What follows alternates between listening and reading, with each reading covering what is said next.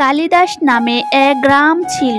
সেই গ্রামে অসহায় এক পরিবার বাস করত। সেই ঘরে ছিল এক অনাথ মেয়ে। একদিন সেই গ্রামে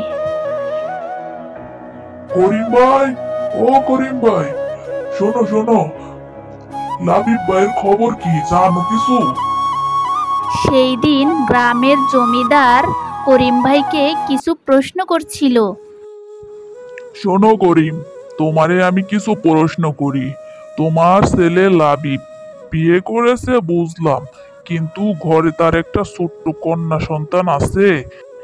এখন রক্ত গরম আছে দেখে বিয়ে করলো, কিন্তু চিন্তা কইরা দেখলো না এই যৌবন কি সারা জীবন থাকবো? আজ থেকে 4-5 বছর পর যৌবন যাবে গা কোথায়?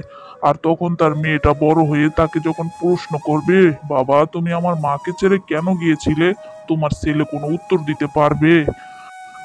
হায় আফসোস, এই যুবক পোলাপান গুলো কিচ্ছু বোঝার চেষ্টা করে না।